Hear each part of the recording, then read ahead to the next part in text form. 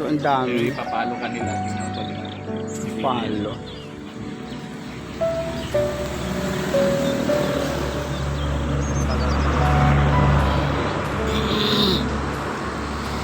Ito yung intrigo.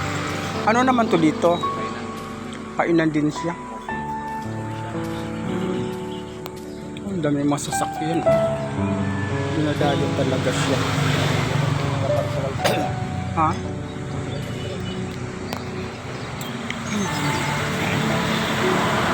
Sinanglawan. Pero yung kinain natin sinanglaw. Oh, sinanglaw yun. So kaya lang siya sinanglawan. So pinaka ayun. So dami nagdadatingan talaga yung mga tao. Oh wow. Pakasarap.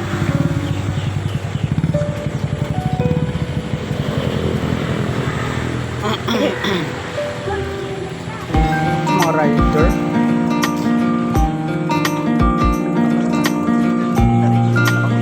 Sino? Retired ka.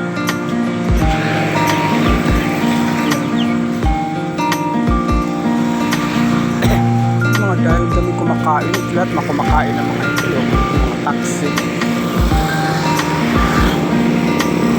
Dito sa Kandun. Kandun Ilocosor.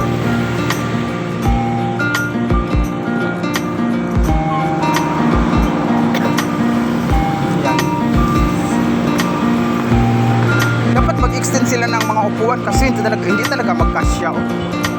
Maliit lang yung ano nila. Yan. Ha?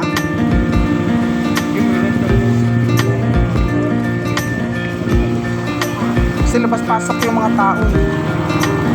Oo.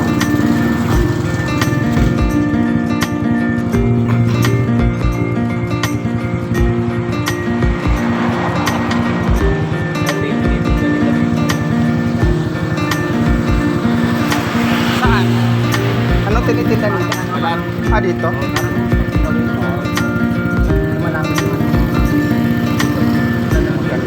Pero siguro yung may-ari, siguro yung nasa looban.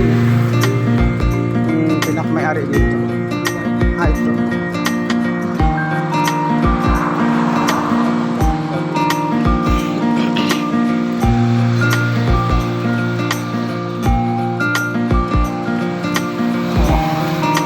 Ganda ko sila.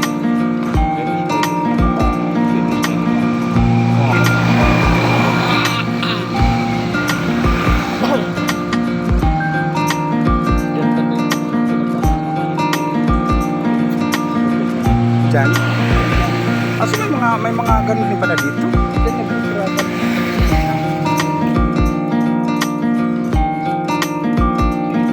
Sa napunta ko ng kuya ko kasi sila.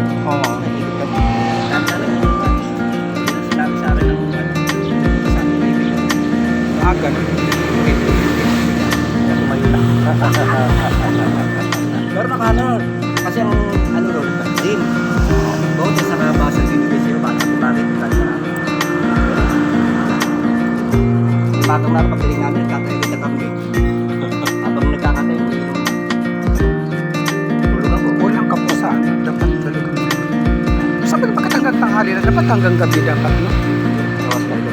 Kasi pag tanghali na kasi kain na. Ay, oo.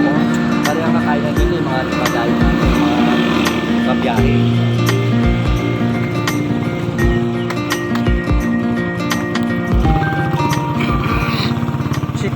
Chicken McDo.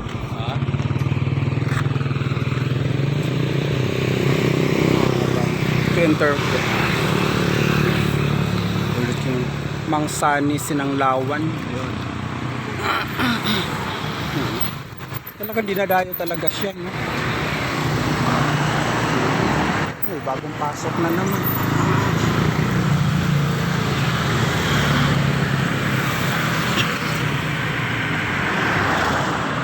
Yan doon, Lawag. Papuntang Lawag. So, tsaka ano Bigan. May pamangkin ako sa Bigan nakatira. Yan. Babae. Nag-chat nga, nung nakikita yung video ko, tapos sabi niya, uy, tito, nandito ka pala sa Ilocosur. Sabi ko, hindi na kita mapupuntahan dyan kasi medyo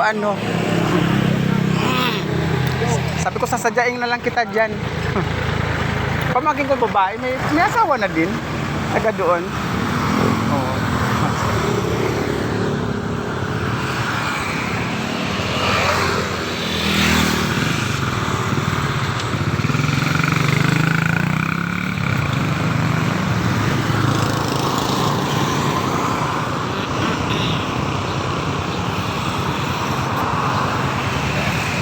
Okay, thank you guys.